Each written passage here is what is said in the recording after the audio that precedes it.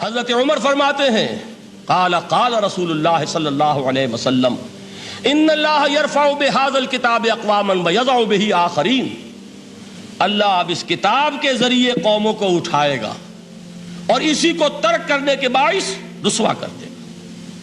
یہ ہے اب ابد الآباد تک کے لیے، خاص طور پر مسلمانوں کے لیے اللہ تعالیٰ کا یہ قانون۔ اس کتاب کو لے کر اٹھیں گے سربلند ہوں گے، اس کتاب کو پیٹھ دکھائیں گے ذلیل کر دیے جائیں گے۔ یہ گویا کہ اب امت مسلمہ کی قسمت جو ہے وہ تلے گی اس کتاب کی میزان میں، اسی میں طے ہوگا کہ ان کے لیے عروج ہو یا زوال ہو۔ اسی کو وہ جواب شکوہ میں علامہ اقبال نے سادہ ترین الفاظ میں کہا تھا، وہ زمانے میں معزز تھے مسلمان ہو کر اور تم خار ہوئے تاریک قرآن ہو کر۔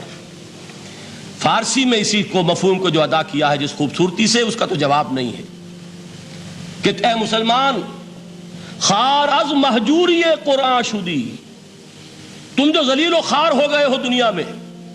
ایک سوال شاعر نے کبھی کیا تھا نا، بڑا پیارا سوال تھا، ہے آج کیوں ذلیل کہ کل تک نہ تھی پسند، گستاخی فرشتہ ہماری جناب میں۔ بڑا پیارا سوال ہے، جواب علامہ اقبال دے رہے ہیں، خار از مہجوری قرآن شدی، قرآن سے لا تعلق ہونے کی بنیاد پر تم ذلیل و رسوا ہوئے ہو۔ شکوہ سنجے گردش دوراں شدی، گردش دوراں اور گردش فلک اور فلک ناہنجار اور فلک کج رفتار، اس کو خامخواہ گالیاں دے رہے ہو، اس کا خامخواہ شکوہ کر رہے ہو، شکایت کر رہے ہو۔ یہ تو ہے باد صبائی ہما آوردہ تست، یہ تمہارے اپنے کرتوتوں کا کی صدا ہے جو تمہیں مل رہی ہے۔ تم نے قرآن کو پیٹھ دکھائی، تم ذلیل و رسوا کر دیے۔ خار از مہجوری قرآن شدی، شکوہ سنجے گردش دوراں شدی، اے چو شبنم بر زمیں افتندئی، در بغل داری کتاب زندئی۔ اے وہ قوم جو شبنم کی طرح زمین پر پڑی ہے، اغیار اسے پاؤں تلے روند رہے ہیں، جیسے آپ صبح کو سیر کرنے نکلتے ہیں، سبزے پر پڑی ہوئی شبنم اسے آپ روندتے ہیں اپنے قدموں تلے۔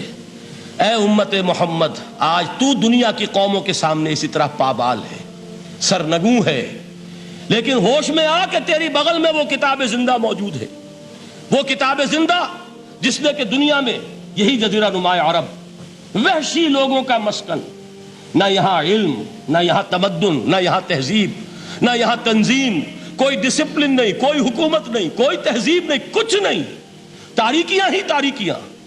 یہی کتاب تھی جس نے اسے منور کیا، یہی کتاب تھی جس نے دنیا کا امام بنایا، یہی کتاب تھی جس نے دنیا کا معلم بنایا، یہ کتاب تھی جس نے نئے نئے علوم ایجاد کرنے سکھائے، یہ کتاب تھی جس کی بدولت یہی عرب تھے جنہوں نے یونان کے فلسفے اور سائنس کو جو مر چکے تھے انہیں زندہ کیا، ان میں نئی چیزوں کا اضافہ کیا اور اسپین کی یونیورسٹیوں کے ذریعے سے یورپ تک دوبارہ پہنچا دیا۔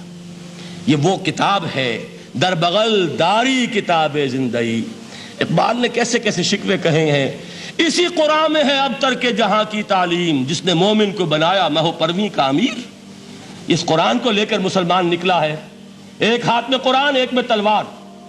برا نہ مانیے، قرآن تلوار کا نام بھی آپ اپولوجیٹک انداز میں نہ لیا کریں۔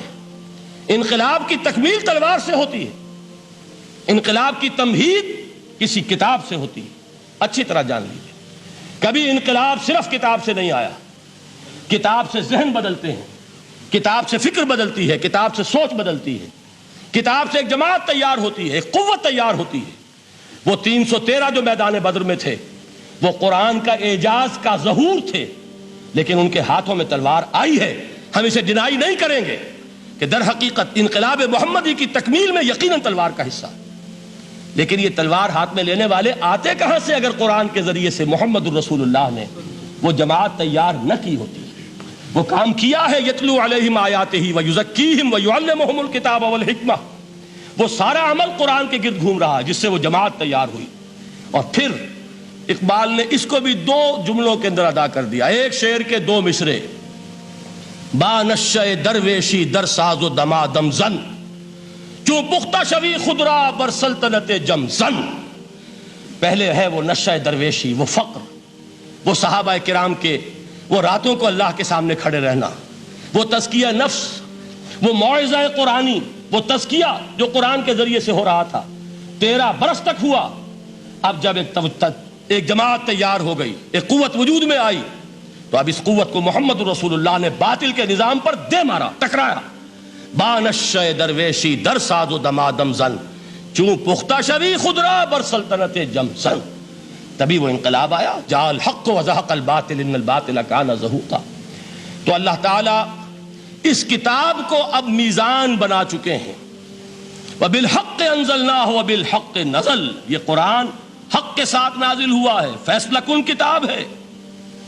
انہ لقول فصل وما هو بالحزل. یہ قول فصل ہے، حزل نہیں ہے، کسی شاعر کی شاعری نہیں ہے کہ آپ نے تحسین کی تو کیا اور نہ کی تو کیا.